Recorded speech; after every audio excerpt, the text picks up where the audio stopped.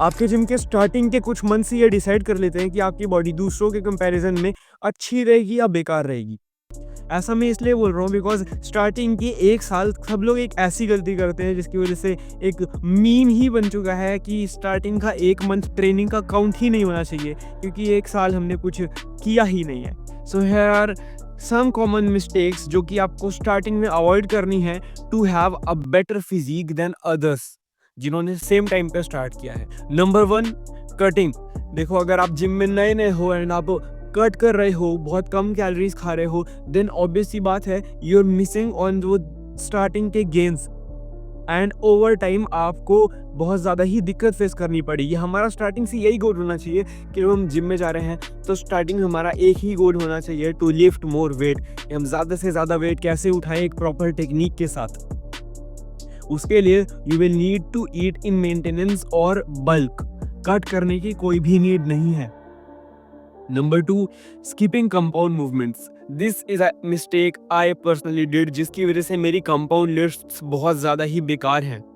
Even though I have a decent physique but मेरी lifts are not that impressive, मेरे से ज़्यादा wait नहीं उठता है। सो एज अ बिगिनर आपका पूरा फोकस होना चाहिए कि कैसे आप कंपाउंड लिफ्ट को बेटर कर सकते हो, जिससे आपका CNS भी इम्प्रूव होगा, आपकी स्टेबिलिटी भी बेटर होगी एंड आगे की एक्सरसाइज में उसका कैरी और बेनिफिट भी मिलेगा। Number 3, skipping proper form and technique.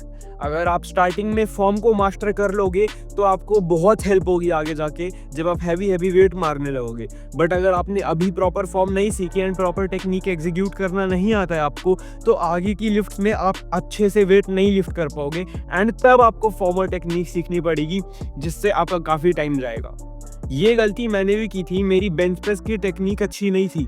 I use to hip thrust the weight, मेरे ग्लूट हमेशा बेंच से ऊपर उठ जाते थे एंड मैं कंसीडर करता था उसको एक गुड लिफ्ट। मैं मानता था कि मैं तो बहुत स्ट्रांग हूँ। इसीलिए आपको एक प्रॉपर टेक्निक और प्रॉपर फॉर्म में ही वेट को लिफ्ट करना चाहिए एंड स्टार्टिंग के 3 मंथ्स आपको सिर्फ और सिर्फ अपनी टेक्निक और फॉर्म को मास्टर करने पे लगानी चाहिए। एक बात हमेशा याद रखो कि जब आप एक सूप बना रहे हो और उस सूप में आपने स्टार्टिंग में जो इंग्रेडिएंट्स डाले हैं वही मेन फैक्टर होते हैं ये डिसाइड करने में कि आपका सूप कैसा बनेगा।